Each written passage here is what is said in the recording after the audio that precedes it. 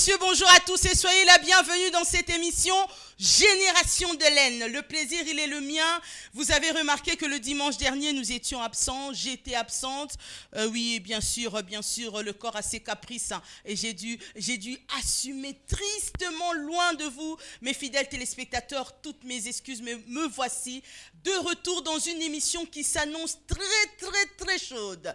Une émission pour laquelle nous allons vous permettre de retrouver plein d'actualités. En ce qui concerne aujourd'hui, nous allons démarrer en parlant de Victoria Eleison. Ah oui, balobi nous se zapete. Comment? Pourquoi? Nous en parlerons dans cette émission Génération d'Hélène. Et bien évidemment, juste après, le Karma Love, le roi de la rumba, nous apporte 3 clips en exclusivité après un long séjour en France. Il est de retour à Kinshasa et dans cette émission Génération d'Hélène, exclusivité en exclusivité. Merci d'être branchés. Merci, je retrouve le réalisateur de l'émission Génération d'Hélène en la personne d'Alain Trésor Nguindinda. Bon dimanche et merci d'être en place. Merci à Blaise Ndombe, quoique fatigué, je suis de cœur avec toi Ndombe Blaise, mais merci d'être présent dans cette émission Génération d'Hélène. Je retrouve bien évidemment le Chief, Brandon Milalou Chief, il est présent pour vous servir dans l'émission Génération d'Hélène. Hervé Ntimba Bongama, Bongama ki kwa ngape na Bongama ki, Hervé Ntimba Bengelangaye Junior et Malaïsa. Très heureuse de vous retrouver. Merci à l'homme à la machine, Francis MBL, présent dans cette émission Génération d'Hélène, l'intello du groupe Godard Maïwanga, et pourquoi pas petit frère propre Alain Kalema, le papa de Néliana. Ce dimanche, plein d'actualités. Merci à toi. Fabrice Kiangebeni qui est présent dans l'émission Génération d'Hélène, Maître Yannick Ngando, toute une grande équipe. Où est Amoro Sandemia Bwanga Mayala Lama qui vit? Il est où? Alors, nous allons démarrer tout d'abord, avant de retrouver les tout premiers invités, les invités d'honneur de ce dimanche, car vous connaissez déjà les surprises qui vous attendent aujourd'hui. Nous allons démarrer en musique. Ça, c'est un générique qui vous annonce la sortie prochaine d'un album, d'un maxi-single signé 4 coins Kandala Barba Papa. Nous allons le retrouver cette fois-ci dans ce générique qui nous a tous séduits et surpris à la fois. Ancien porte-parole, ancien directeur de marketing, aujourd'hui se retrouve devant le micro autrement en chantant en musique. C'est le designer Barba Papa qui nous avait surpris avec son générique Même Morale que je vous propose de retrouver en attendant la sortie de sa prochaine chanson Terminus, qui a été dédié au diable de la mode Pichu Manzwangani. Et ce, pour le plaisir des États-Unis qui se réveillent en ce moment pour suivre cette émission Génération d'Hélène. Lui, c'est l'enfant propre. Merci à toi Thierry Mofila, qui est carré, l'enfant propre. Je te dédie cette chanson signée 4 coins Kandala Barba Papa, Même Morale, Kartozakara, Même Morale, vous et moi. Play.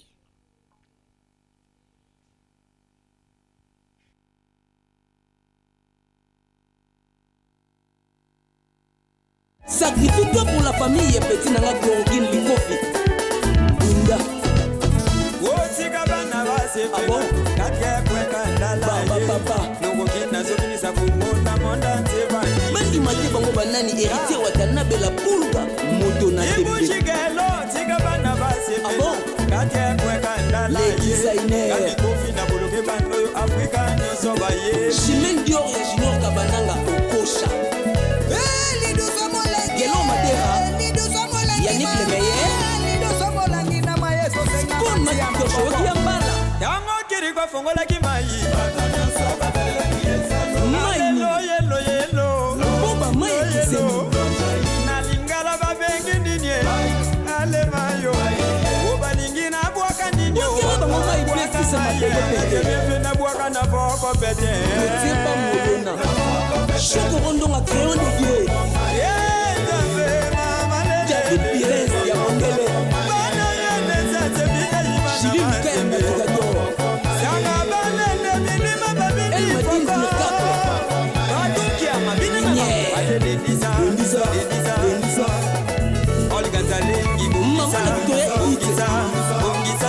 Maman Serge Nyenga le pétrolier, Madame Evelyne Motema Boschela, Junior Evalo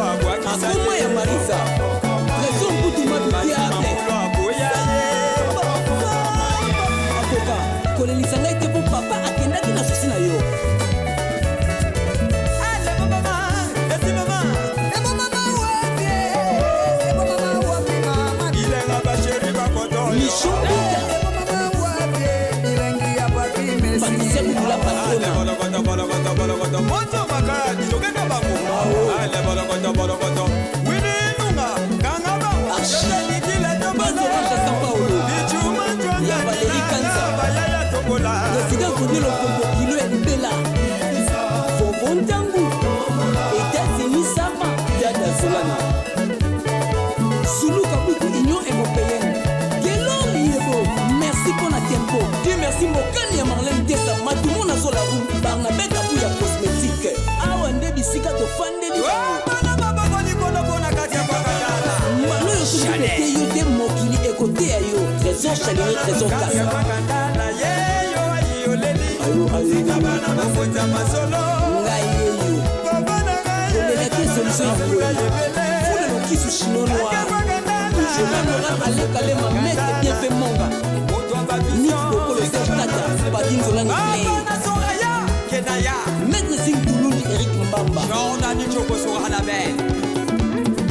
DJ Bokire, DJ Fogo Azuli Banco, DJ Bouton Eric Kai Alain Bigi et même Moutobo de Yo Casserole Sylvie Moula les centricages Lemboule Pelé Makaya Anyangouli Afrika Ale mama na lega nanga olegade ekome kulembula ale fibo Elvino Wata Tuturi na Libanais Magango Night Club Lujido oza kolia bilei na lole musilite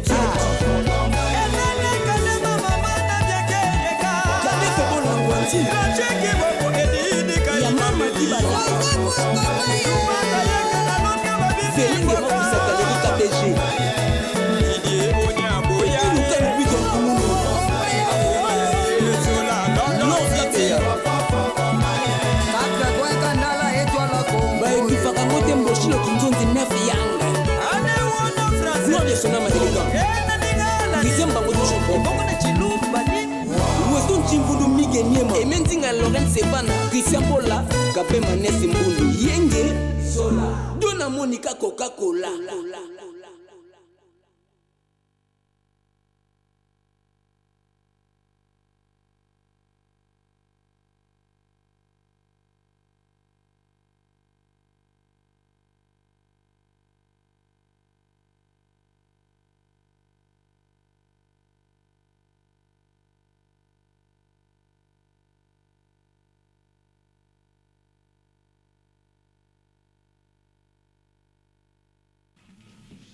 Merci beaucoup, vous avez compris que nous sommes en direct dans cette émission Génération d'Hélène, après avoir écouté Même Morale avec 4 coins Kandala Barba Papa, qui annonce la sortie mondiale du clip de la chanson Rumba Terminus, qui a été bien sûr dédié au diable de la mode Pichuman Zouangani.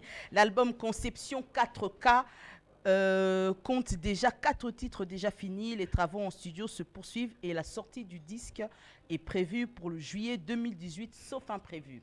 Et bien sûr, l'artiste sera à Kampala et Ouganda au mois de mai pour le tournage du reste des clips. Bonne chance à toi, 4 coins Kandala, le designer. Alors, Werason, en sa qualité d'ambassadeur de la paix, annonce une rencontre très importante afin de sauver la culture congolaise à travers le monde entier et surtout débloquer la crise qui règne en Europe dans un bref délai.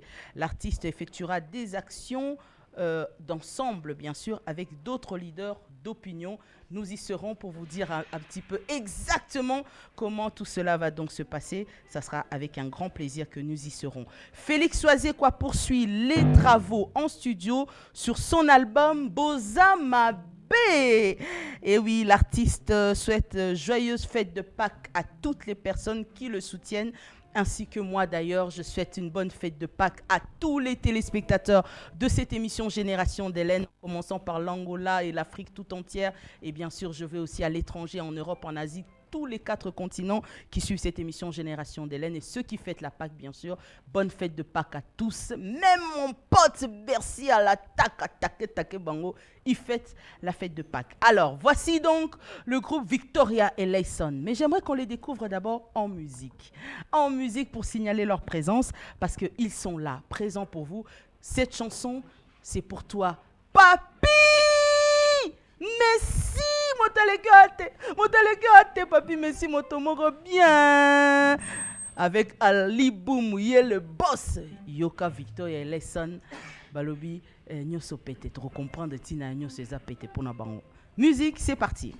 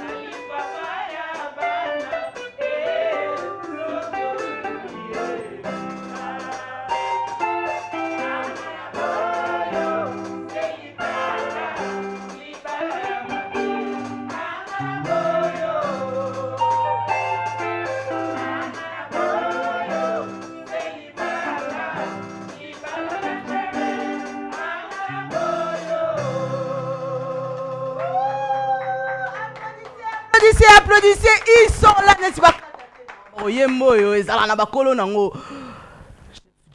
Bonjour et bon dimanche.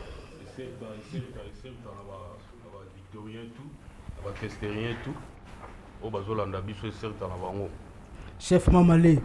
Certes, Hélène Kalema, merci à l'Émo Pessibiso, Kazer ou les Kawa pour la compétition Sambaï ou Papé Indoussa, où ils ont petit, qui ont tika, vrai soldat qui ont resté remené. Biso to beta na to beta 18 mio général, biso yo to beta les autres dans l'union sopete. Na moni pe présence à secrétaire général avec permission de secrétaire général ya mo continuer. Premier état ya da séjour bana de son vivant qui question maître Skanta. Alors tout comme merci sur son année on peut cette occasion. Ba yo gara indus. Non, chef, on va retrouver Bisso tout à l'heure, secrétaire général. Dans un instant, il va nous rejoindre ici sur ce plateau de l'émission Génération d'Hélène. Mais Bobby Guetta, on a le Victor et Lesson. On va parler de lui. Oh, Wapio. Oh, à côté Nino. Oh, comment Biteni. C'est quand on a vu Victor et Lesson, on va tout dire. Oh, Wapi. Et là, donc, il y a une émission Génération d'Hélène, de nous, on a Victor et Lesson. Oh, Wapi. Chef, au moins une question, c'est que vous voyez là-bas, tout le monde. Oh, Wapi. Parce que pour définir un mot, Nini, Batibino Bissama, comme morceau, Ozoé là, Nini. Normalement, Bissot est le hôtel. surtout oyo la rien chose aba na emene ya ba oyo atika oyebisa petit ko tiko beta banzembo na bino mutu omoni aza na biso te bato bazotambola na volonté emene ya te libo baoboya idéologie emene ya oyo eza wana bamiloko ya kala futi lelo tolata fashion tobundisa bafali tobundisa bafere idéologie emene eza libabe alors bato ndenge wana komarché na bango te biso toza il était comment tolobaki rien totelema ye kaka. Ah, il était comment? Alors pendant que nous emmène une chaise parce que le chef va nous rejoindre, le secrétaire général va nous rejoindre, il va récupérer cette place ici dans un instant. Vous comprenez, nous sommes en direct, c'est tout à fait normal que le secrétaire général a rejoint donc très très important pour tout le monde. Mais si vous allez Samia Bonny, chef d'orchestre, guitariste. Il va chanter au qui va le vélo, Poyomote, Téléméliomote, Balobiri, Rébellion et Kotibarambote. Bon, Moni, nous sommes tous pas dire. Nzambe sera poni yo, ntarolongola zate. Po emene ari mona Nzambe. Et puis sera lobby emene à lobby que petit à partir de l'homme chef. Siko. Éviter ceux qui m'ont robo yango. Ti lelo. Banda zaki en vie ti lelo. Ngam na chef d'orchestre. Tango rebela na poto, orchestre tikala ki na poto. Aye ngam na remonter orchestre. Ti to kendai ko beta na kwiti. Pas et certainement na son excellence Fomon Adolphe Muzitu. Oto beta on na Kazamba. Emena yeba yeba e belé yeba yeba monter. Aya ko kutaka to remonter les orchestres na ba mamale ba toati tout ça qui mvuka. Ti mena ya ko kutango a sepela ndima kiteke a ko kuta orchestre za au grand complet. Abi petit marambo ngana sala on a viva. Na sala on a viva papa we mazati ake côté moko ngana tika o remonter orchestre. Yango yozo sala. Alors avant na dai bosi manga. Arrive sa biso la grand pipa bosi manga wa. Avant na dai na bongisa ba vina bino bosi manga. Bosi mbake côté ni point d'interrogation. Eza mamboadier. Alors eloko ko bongisa biso eza Victoria oyo. Loko alobaki to simba ya wa do Victoria tikela biso concert a suka abaluka koka oyebata baluki na simatali na bouger muto abi eti bosi ko beta banzembo na bino. Première fois emene aloba bongo. Emene ari bozo beta avant ya matane orchestre beta avant leader mata. Soka yoki nzembo ya yemba bien yoki bozemba danger malamo ikatadi. Bino banzembo na bino. Dibo yemba banzembo na bino te na tunye presto beta banzembo nini. Dibo beta banzembo malembe chandi. Donc a kolinga te atikela bino ngenge. Mais jour wana na loba botiko beta banzembo na bino. Ya blague te. Oh, eza histoire. Oui. Secrétaire général nous a rejoint. Bonjour et bon dimanche, papa, ça va? Bonjour, madame Hélène. Plaisir. Merci.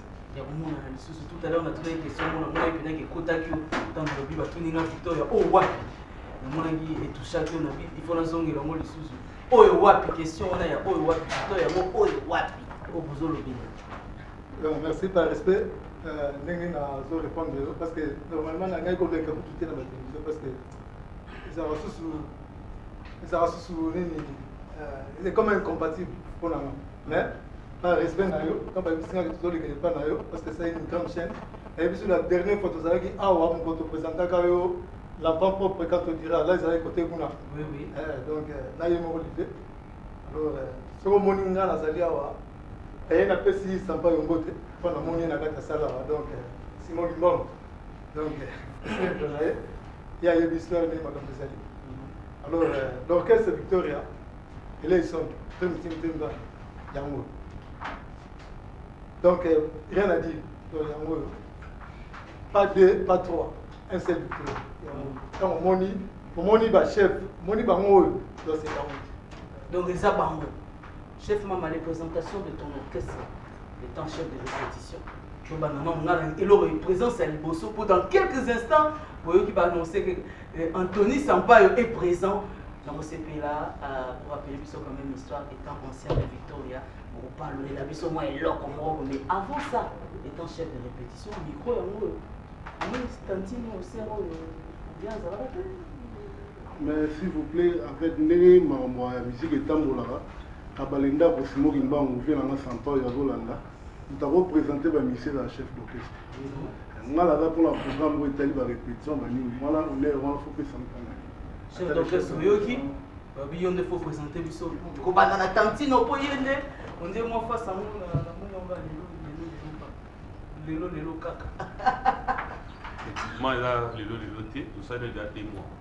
Les minutes sont tenir au 5e répertoire au yoga. Ah bon? Ma soeur, voici le micro. Debout. Je peux créer à travers une chanson, tout d'abord, parce qu'il est très important de découvrir. Ça, c'est pour vous.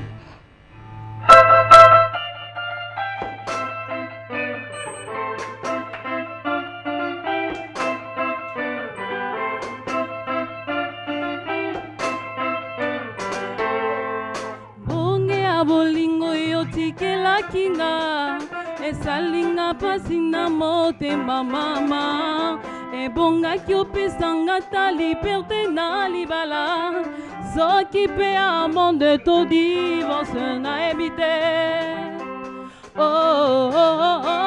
l'amour pasi kosupporte luxe ne musingi mwana ya mamarte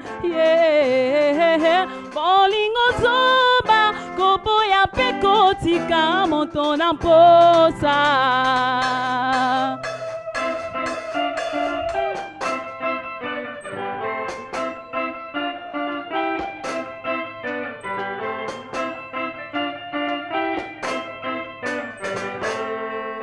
bonge ya bolingo yotikelaki nga esalinga pasi na motema mama ebongaki opesanga ta liberté na libala soki mpe ya monde to divorce nayebi te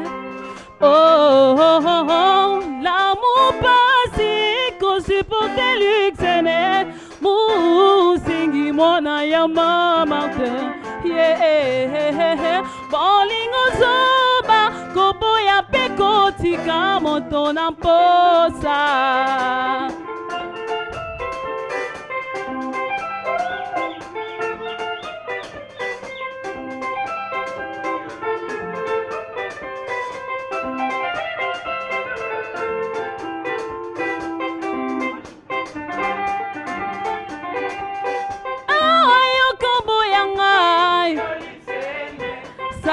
Viso makanisi na yo ya bomwana tala yo twete santuma mona bolingo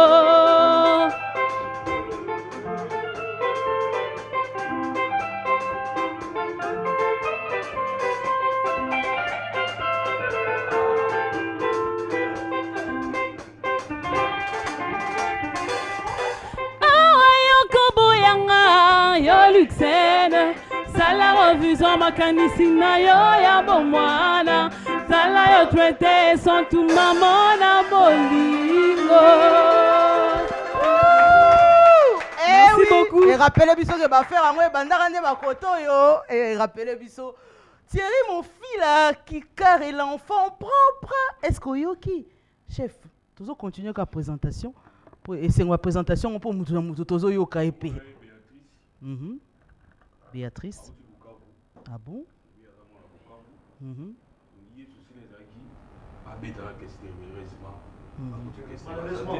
Malheureusement.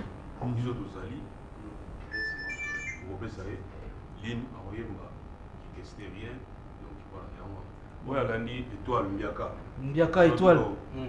Micro mwana. Ouais donc les gars chef à l'objet quoi. Donc bisous là dans la carte université tu vois la minute dans les doyens de la faculté et puis migoro ba ben un petit joker. Oh parce que mon oui, moi na donc na singing zele pa ya papa le vieux vologo papa na biso a permettre na pesa na pena chance wana donc na zo moi kombo na petit joker. Donc petit joker migoro donc blague était na zo damer tous les bateaux. Oh toi attends mais ça deuxième fois dans la minute talaga na pembeni voilà 18 ans 14 ans. Donc 14 ans d'expérience c'est ça quoi. Donc doyen de la faculté. Le doyen de la faculté. Ouais, bel mo ke bi makambo yo ba kadika lombo di ba forme do changu na minute so ba ebi ke mutu wana place za wana do blague ite ko. Petit joker. Joker. Ouais. Ce que tu as oublié sur la deuxième mois, tu as pété. Bon, tu es bien, mais on l'a bien en gaga. Mais On l'a bien en gaga. tout ça, on a qu'à plateau. Donc, si on voit qu'il ballon, tu vas bête. Malamour. Donc, direct. Bien affilé. Alors, présentation, toujours. Oui, auto-recruté vendredi, dans ma loge, pour te mettre à chaque vendredi dans ma loge, auto-recruté à Outi Bakongo. Outi Bakongo. Comme on a eu. Pardon? Pour comment tu maîtrises un petit. 100 degrés, yo. À ta soliste. Yé, au poli. Ainsi qu'il va habiller, à Robert à chaque question. Il m'a champion africain star. Moi, j'ai fait la ça. Voilà, avec ça, sous tes photos, je vais tout bas dans Robert à chaque question. Ah, on va compter ce qu'on a Victoria. Au poli. Yé, Pati Pachego. Pas de son. Voilà, c'est l'oriste. Donc, souci, il y a Gejo, il y a Zoé, il y a terroriste, les gars, la victoire, il y a Baby Samakambo. Hier, on a pour la pas de son. Chanteur responsable. On pendait, le grand danseur. Spectacle, ça, dans Zénith, il y a une prière. Oh, Babina style, on a une tasse là. Il y a un papa, papa, on a d'autres fonctions là. Il y a quoi mambo. Il y a quoi mambo. Les émistes. Il y a kuna kakabele baté. Il y a une tabeta 18 baté. Tu le lopé te retourne à Péli Kamba 18 en bolzol, parce que bien pour bêta et bon, mais bon, tu reprends un peu suite à sortir dans mon téti le lopé. Il y a kuna à la chanteur deuxième fois, tu as quitté Pessika. Il est maradi. Mais ça combo. Diego. Bon, on a toujours la toiture, il y a beaucoup de gens qui se présentent, il y a mon corps parce que. Toiture. Il y a une toiture. Donc, on va faire vite. Ah ouais, depuis des records, donc ma tête principale n'a pas de donc depuis, donc ça fait le Bima Salanga Étoile, donc 14 ans, la Victoria, si qui animation, les jours les plus longs, belé, 10 simi, tu as salé tous les deux génériques qu'on a envoyé. Avant 10 simi, les jours pesants, tu fais ça, moi couler.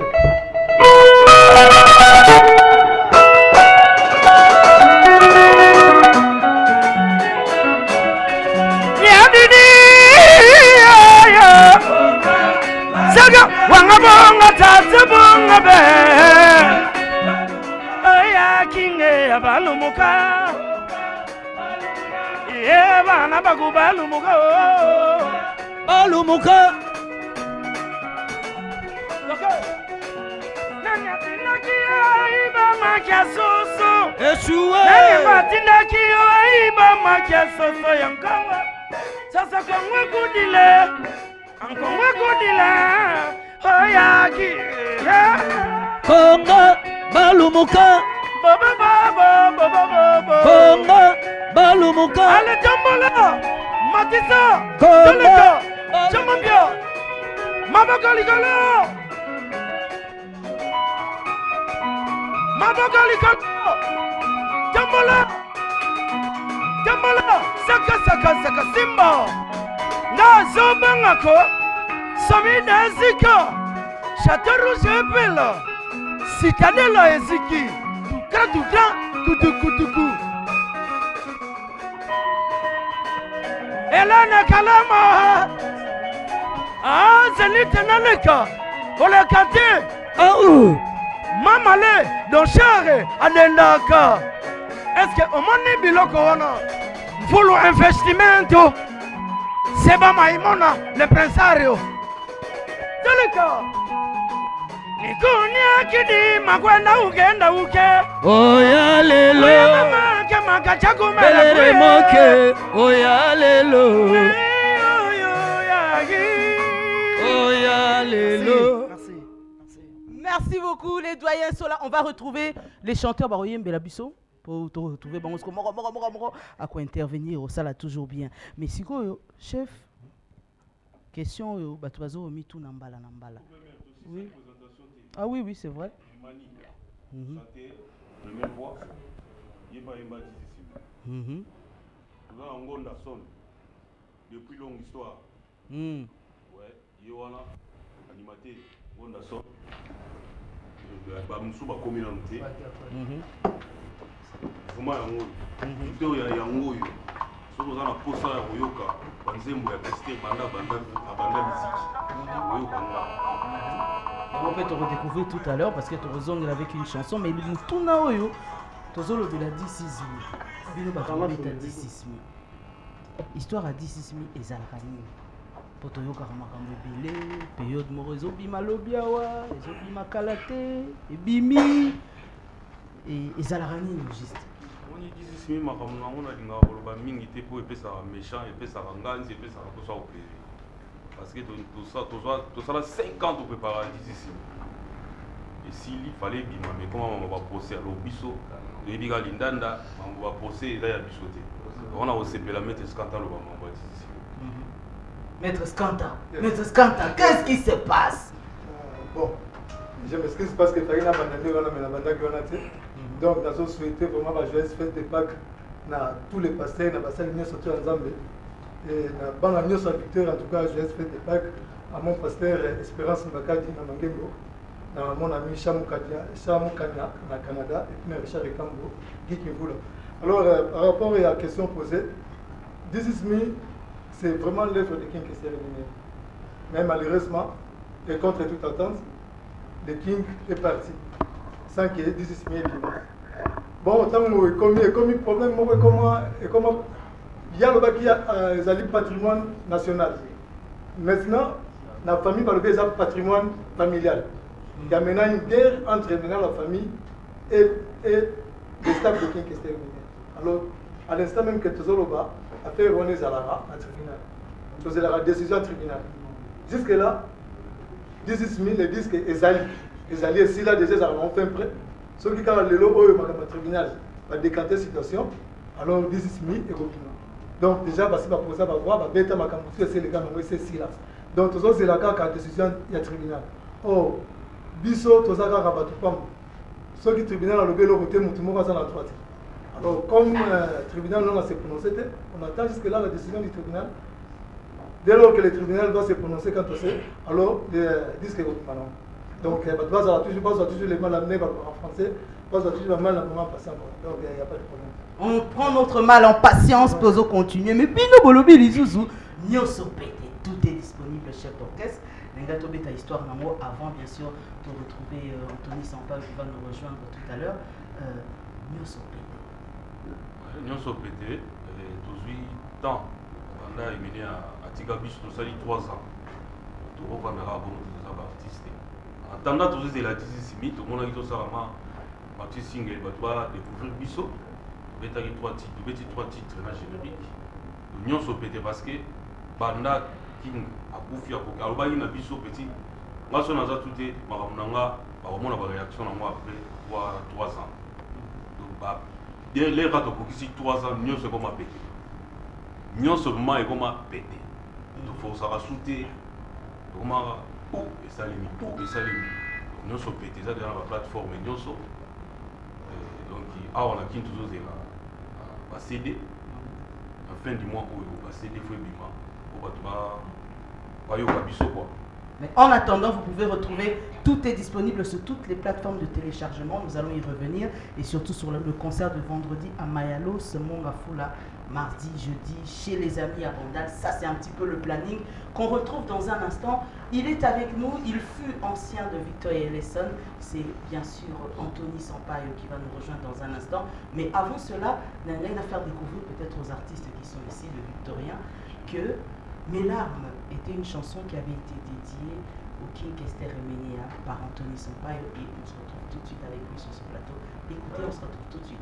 La réalisation, ça, c'est pour ma sister chérie Emel, Eveline Maloti, la Pama, la business woman, yo, kaka.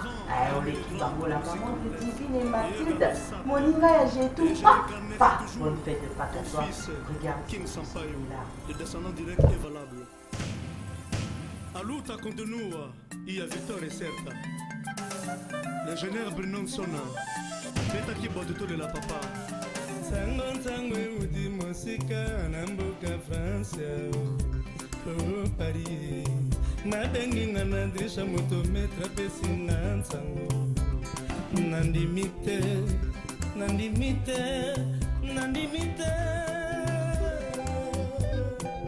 Tonino Fernando nabengi kimvula ayambinga na kolela nasimbi moto nkake beti na motema mwangai o papa ke baba ekwe nakozwa ye lisusu apie des affaires à Mikoui Mifoné à Belva Docteur Honoris Causa Eva la mala cause ya mokolo aleki bango pangolo sanso nelankampe oh le grand kisimbi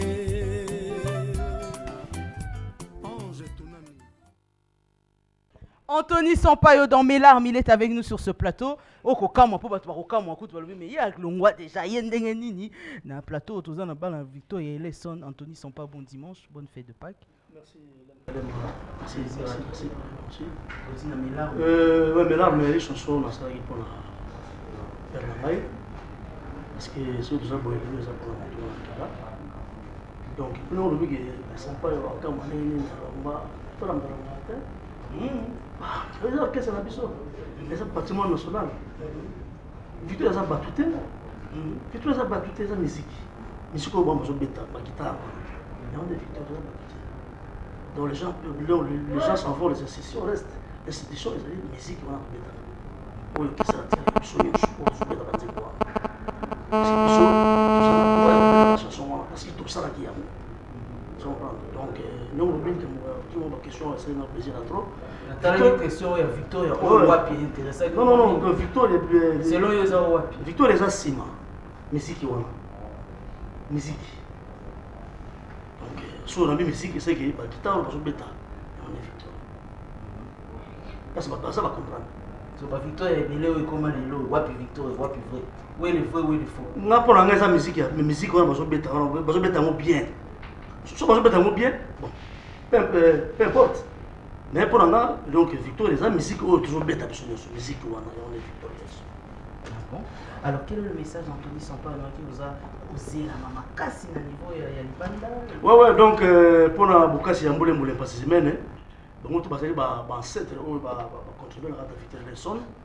Donc ba ben c'est na kafufu je crois et zone ça ba sungi puis ici là fin de mois avant fin de mois donc avec le boss Carlos Nakata Kafufu, les patrons dont les rois de Crézé, donc il y a mon atelier non comme passé de comme Ayekuna, donc à cette passé de disque à Maoyo, 100% Yendousa.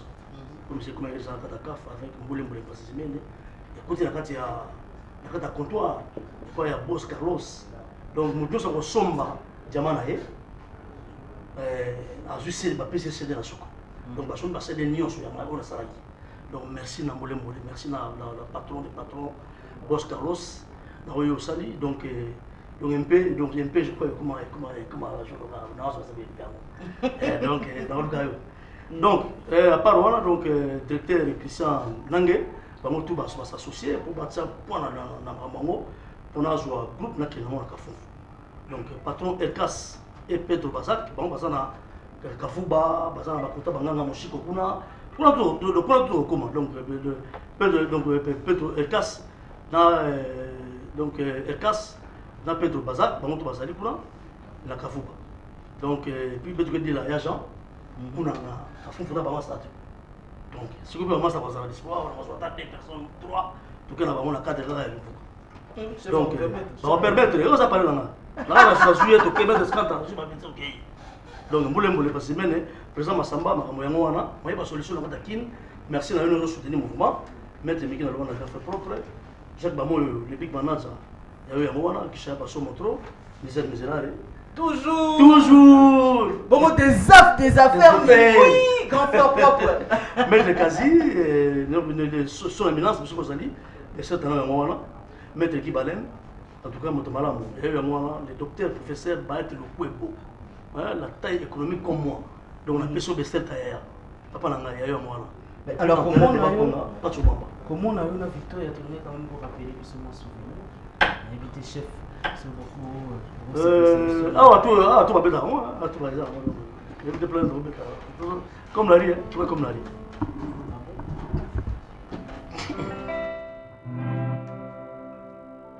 Fumons pas, Adolphe Mosito.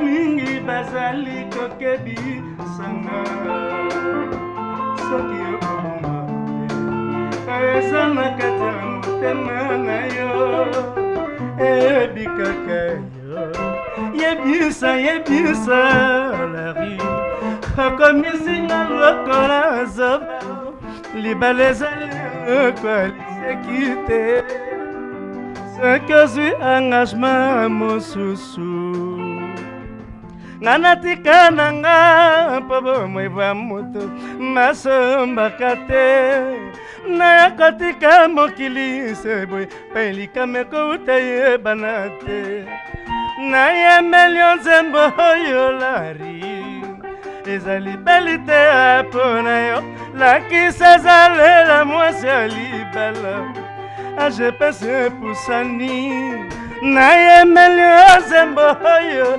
lari ezali stare ya vre ya yoranga ndenge osalingo kosala mpe basusu eza motindo na yo.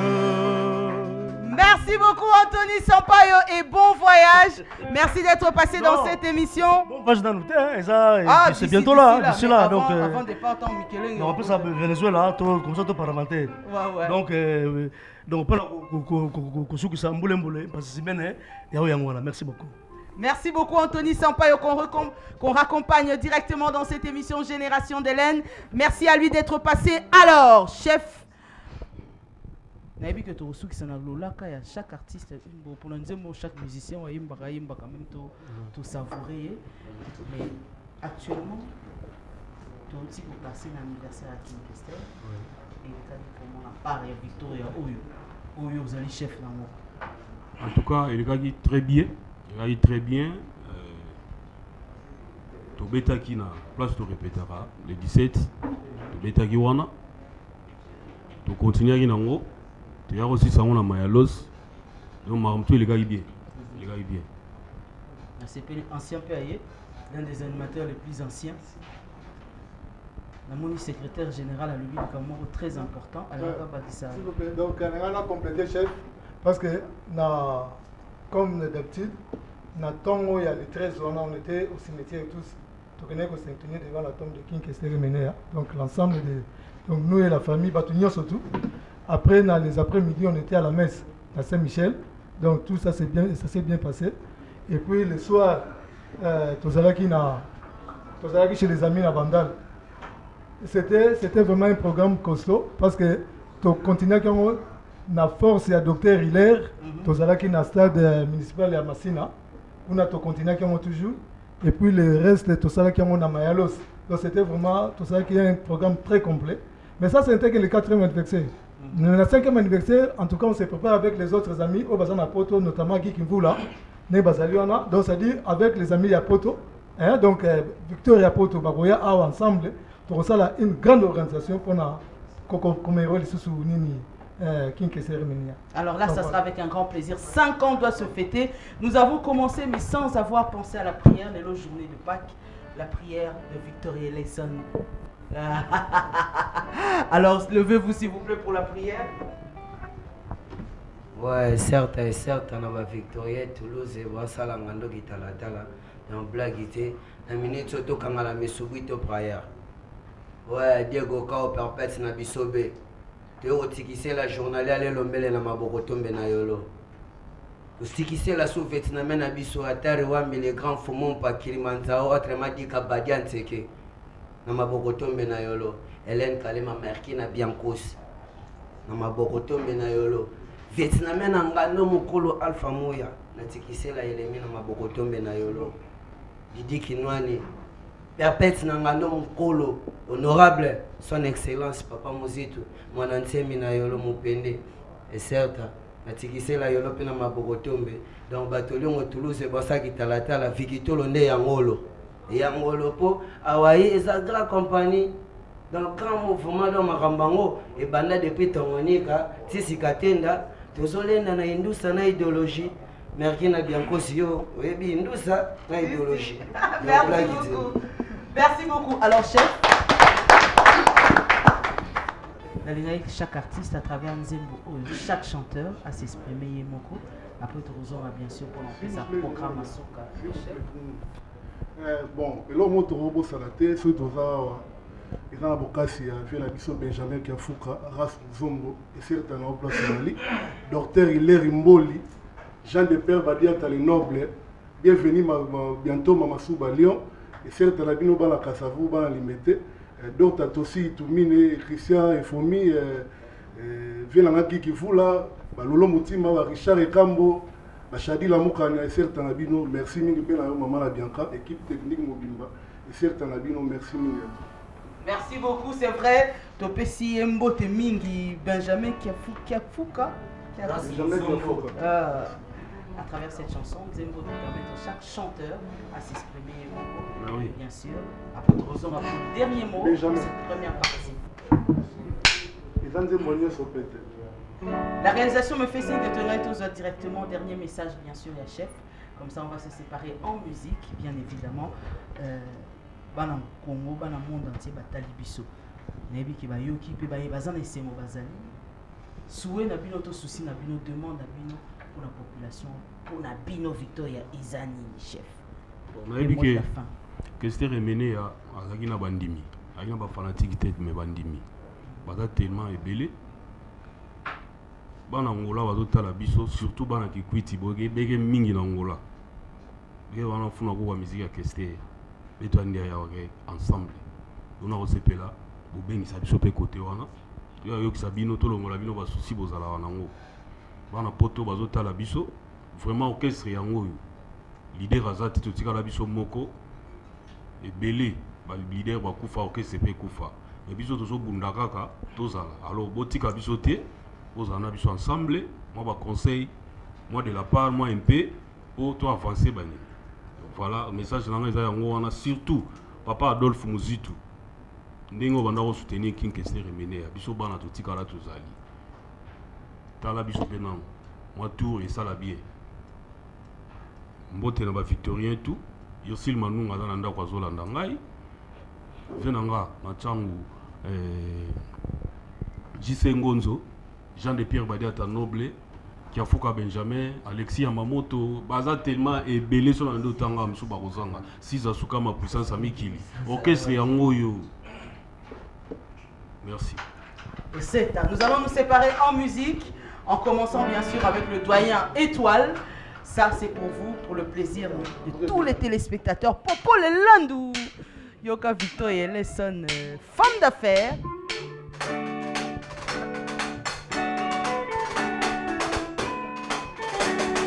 Benjamin Kiafouka wa balingo na memeli ya fololo sinyamo amo sinyamo amo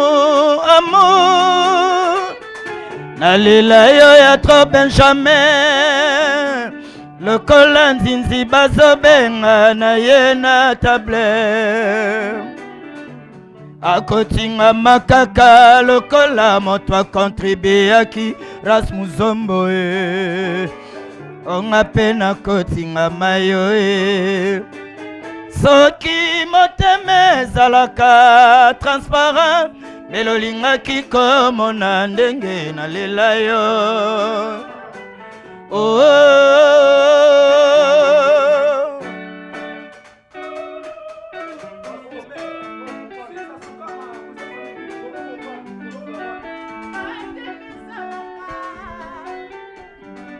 Si Zasuka ma puissance amikili Aimé de Lemba Masisingo motema ezalaka na na caprice nango lokola mwasi azemi alingaka manga mobesu miso etalaka bolingo ekomatala avenu nzambe motakela bolingo ye moko aloba te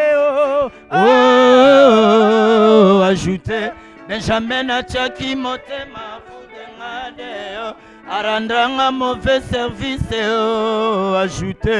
Les chefs ont toujours raison yo petalaka nanga bébé riva déception ebrile motema nanga 100 degrés nabanzaki nakozwa ballon d'or na bolingo yo elanga naloni eboti mbuma mbanda nde ya récolté